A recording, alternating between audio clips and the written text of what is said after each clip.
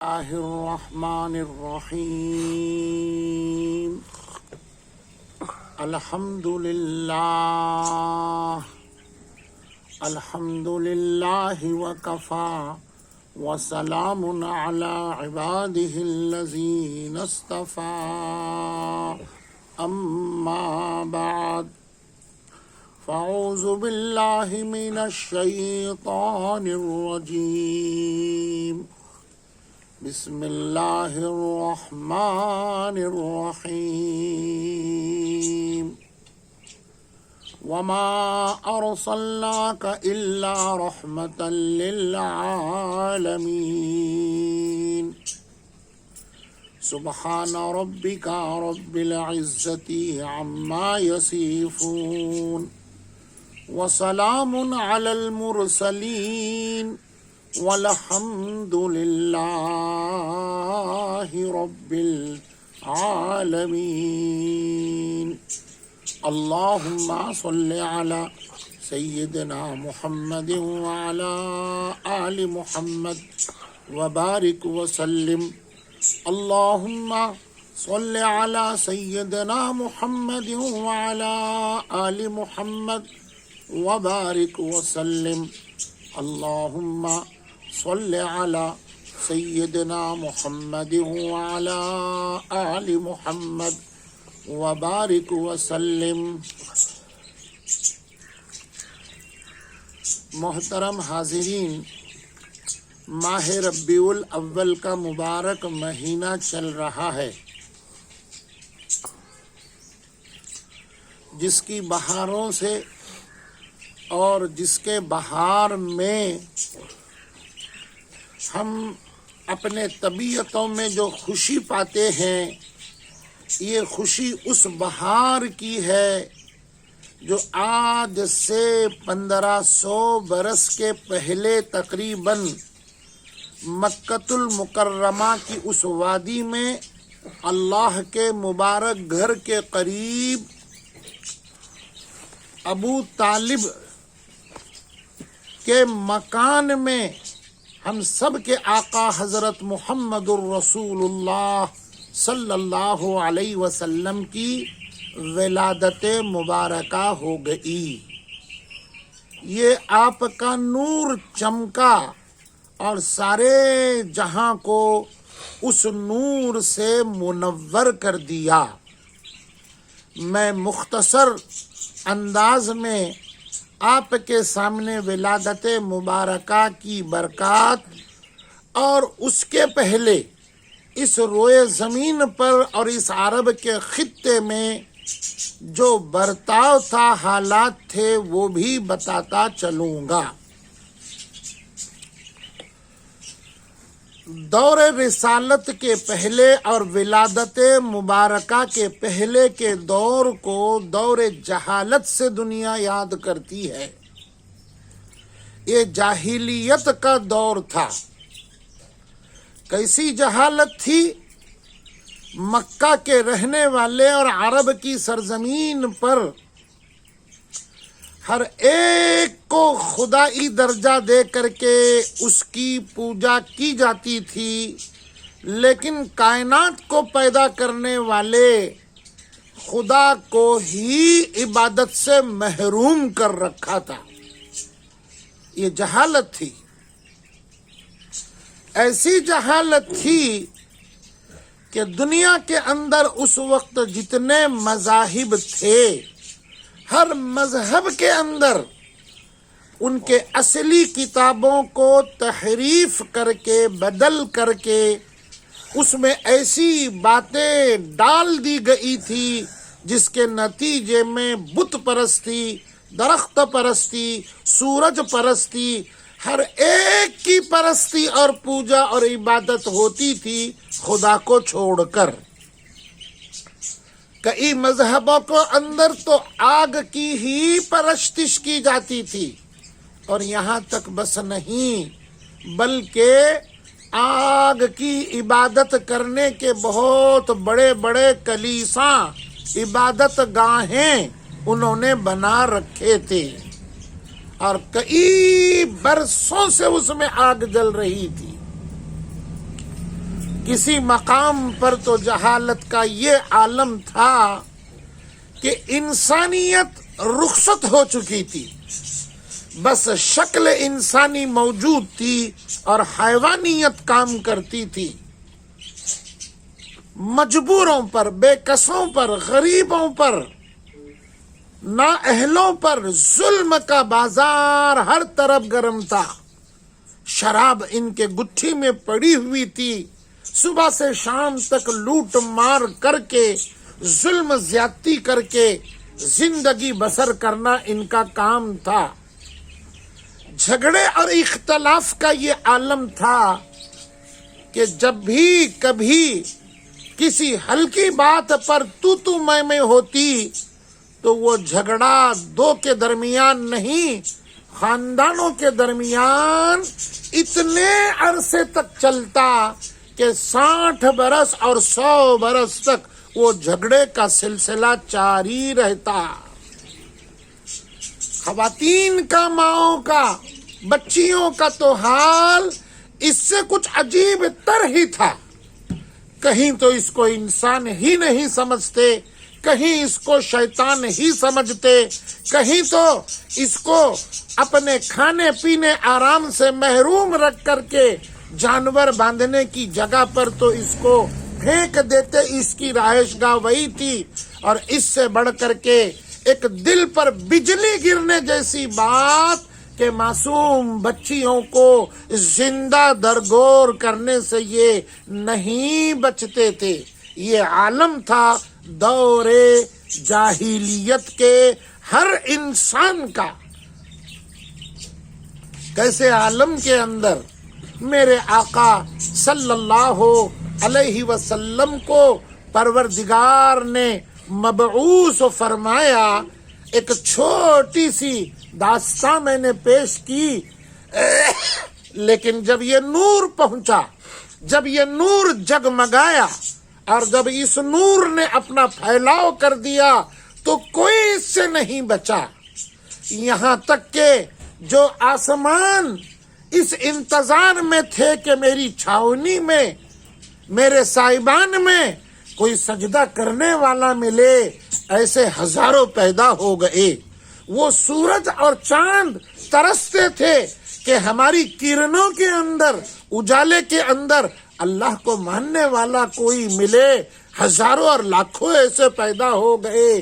سب کو انتظار تھا، سب کو انتظار تھا، بے کسوں کو انتظار تھا، ماؤں کو انتظار اور بیٹیوں کو انتظار تھا کہ ہمارے سروں پر کوئی دوپٹہ اوڑھنے والا آ جائے، یتیموں کے سروں پر ہاتھ پھیرنے والا کوئی آ جائے، اور مظلوموں کی داد لے کر ظالم کی مخالفت پر مضبوطی سے کھڑا کرنے والا کوئی آ جائے۔ انتظار ہی انتظار تھا۔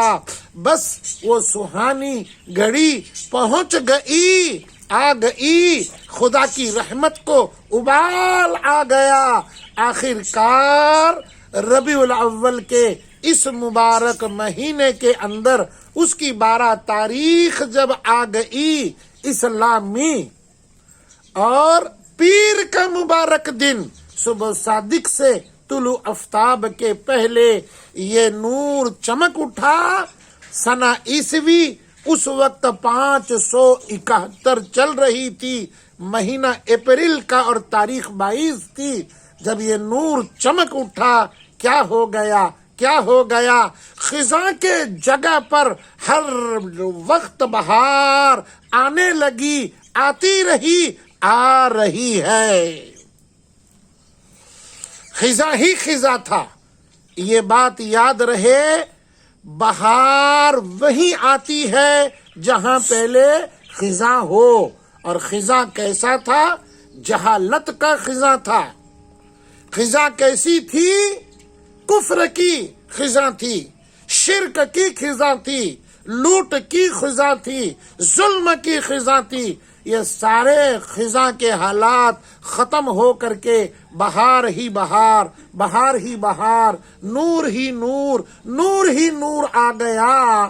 اور کسی کہنے والے نے تو عشق مستی میں کہا وصلی اللہ علی نور کزو شد نور ہاں پیدا زمیں از حب او ساکن فلک در عشق او شیدا۔ اللہ اکبر کبیرہ، کیا کیا سناؤں، بس آمد دے مبارک میرے سرکار کی بعثت، ولادت مبارکہ، مولود النبی صلی اللہ علیہ وسلم کا جب نور چمکا جگمگایا، شباب پر آ گیا، عروج میں جب آ گیا تو بس کیا ہو گیا، درفشانی نے تیرے قطروں کو دریا کر دیا، آنکھوں کو بینا کر دیا، دل کو روشن کر دیا، خود نہ تھے جو راہ پر اوروں کے ہادی بن گئے، کیا نظر تھی جس نے مردوں کو مسیحا کر دیا، صلی اللہ علیہ وسلم۔ اللہم صلی علی سیدنا محمد وبارک وسلم۔ ایک ایسی گھڑی آ گئی، ایسا واقعہ رونما ہو گیا، آپ کے ولادت مبارکہ کے 55 دن کے پہلے نجاشی بادشاہ جو یمن کا تھا، اس کا گورنر ابرہا صنعاء کے اندر ایک کلیسا اس نے بنایا۔ یہ لوگ مکے کے کعبے کی بہت تعظیم کرتے ہیں، اس کے مخالف میں اس نے کعبہ بنایا اور اس کعبے کا نام القلیس رکھا۔ یہاں لوگ آئیں اور کعبہ گٹ جائے، لیکن اس کے یہ کم فہمی ناعقلی تھی کہ جو اس نے ایسا کیا، دور کی تو کیا بات کہوں زیارت کرنے والوں کی، وہیں اس کے گاؤں ہی کے لوگ، شہر ہی کے لوگ تعظیم کے بجائے اندر جا کر کے اپنی حاجت رفع کرنے لگے، پاخانہ سے اس کلیسا کو بھر دیا۔ یہ غصے میں آ کر 60,000 کی فوج لے کر، نہ اپنے شہر والوں سے عقل ہوتی تو مقابلہ کرتا، سیدھا مکہ چلا گیا کہ اس کو میں مسمار کروں گا، زمین کے برابر کروں گا۔ لیکن اللہ کی جلال کو بھی جلال آ گیا، پروردگار نے اس کو سمجھایا اس کی عقل میں کچھ بھی نہیں ہے سوائے غرور کے۔ اللہ نے بھی چڑیوں کی، ابابیل کی فوج بھیج دی۔ وہ ہمیشہ آپ سورت پڑھتے ہیں، الم ترى کیف فعل ربک باصحاب الفیل، ہاتھی والوں کے ساتھ پروردگار نے کیا کر دیا، کیا کر دیا؟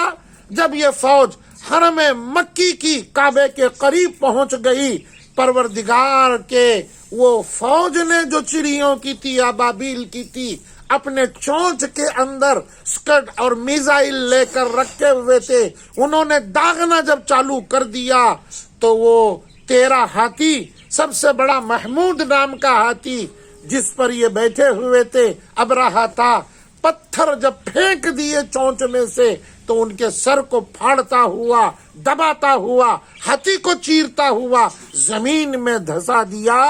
آج تاریخ اس جگہ کو دیکھ کر یاد کرتی ہے جس کو وادی محصر کہتے ہیں۔ محترم حاضرین، یہ حالات تھے اور ان حالات میں وہ نور چمکا۔ اب یہ نور جب چمک گیا تو کیا ہو گیا، ہر جگہ ہریالی ہی ہریالی، خوشبو ہی خوشبو، نور ہی نور تھا، اور ایسی خوشبو کی مہک تھی نور اور اجالے کے ساتھ۔